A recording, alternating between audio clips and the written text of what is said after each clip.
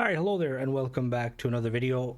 I am in my little office-y setup. So, as the title says, there's been some major news coming out regarding Microsoft and/or Xbox. I suppose Microsoft's the partner. So, if you're not aware, Microsoft recently had a layoff where they laid off a lot of people. There was like thousands of people who were fired. Which obviously it sucks a lot, to be honest. And like, obviously I'm a small time creator here, and I've got no real skin in the game, obviously. But I will say that my heart goes out to all of the people because I've seen this happen before. I mean, we've seen this before. It's just kind of, this is how corporations run at the end of the day.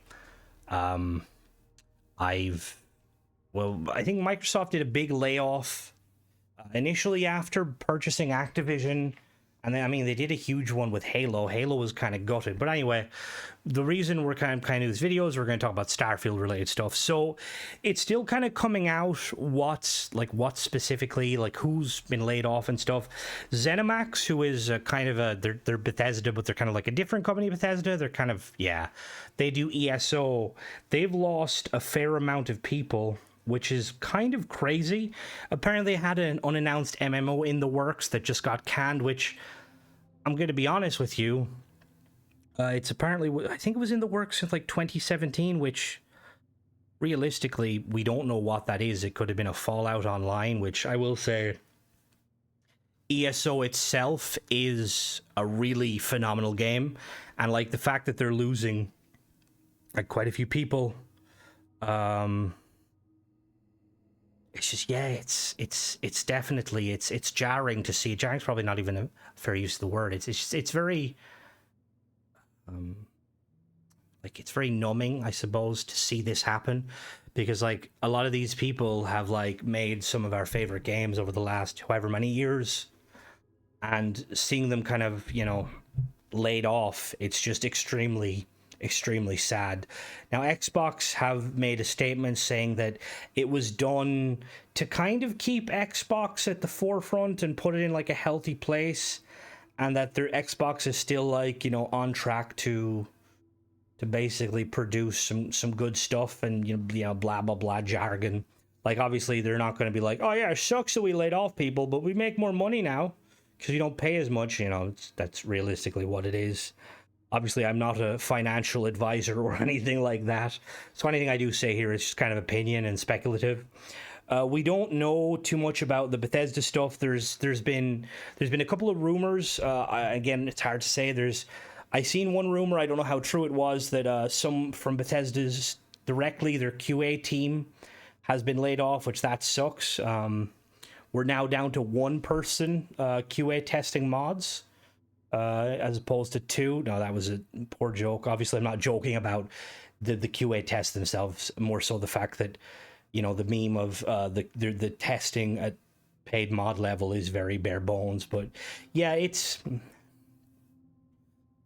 seems like, from the most part of it, that Bethesda,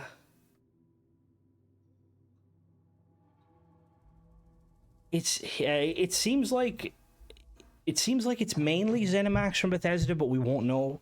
Halo had some layoffs. Turn 10 had some layoffs. Oh, whoops. They're the guys behind Forza. Blizzard had some layoffs.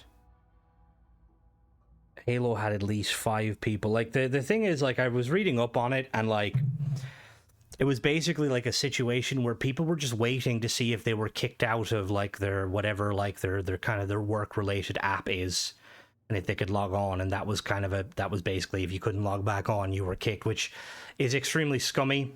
Like, to be honest, I've spoken about this before.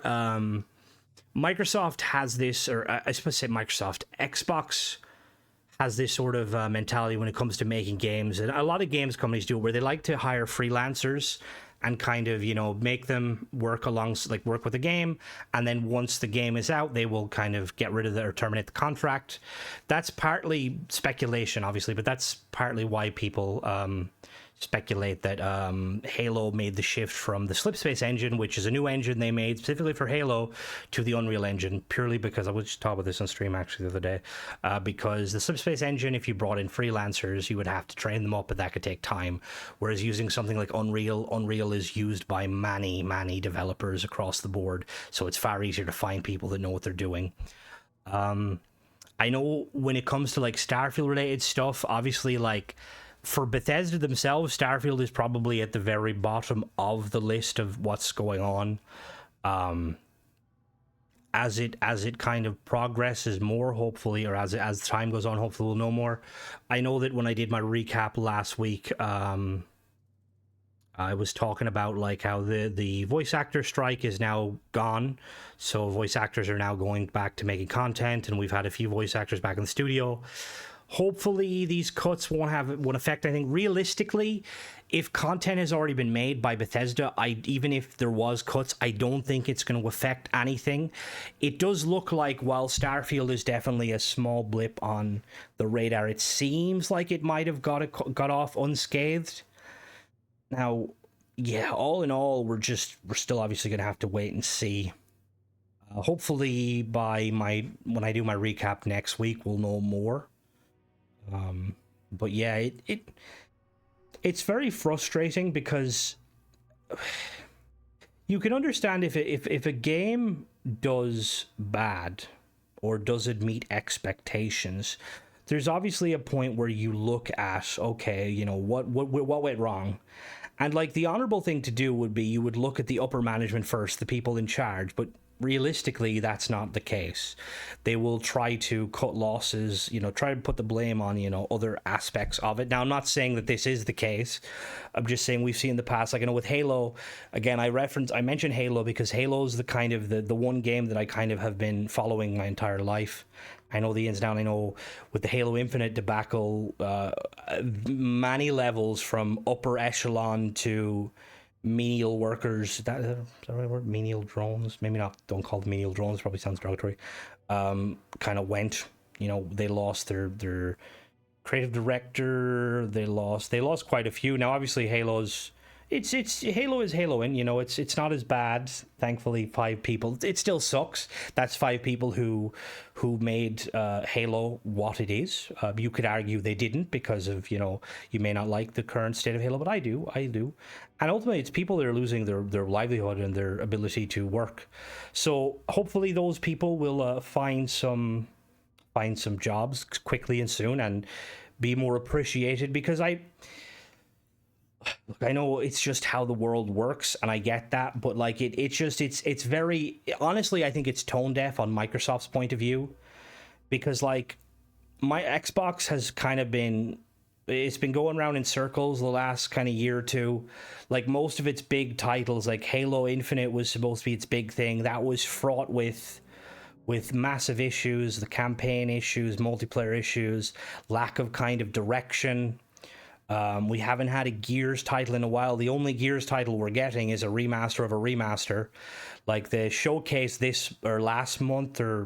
showcase around May highlighted the fact that Xbox, they said that stuff's coming out next year, but you know, we don't really know what to believe.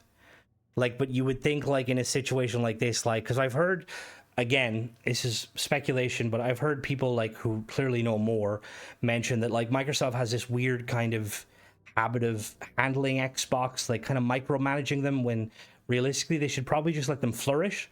Like Microsoft have done some good stuff with games and stuff, but obviously there has been some bad. Some of the interesting ones, and obviously it's not really Starfield related, but the State of Decay creators lost a lot of people, which is a weird one because State of Decay and Fable are the 2 games that like Xbox have been kind of holding at arm's length. They're like, oh, it's coming. We don't know when, but it's coming. Kind of like ship parts.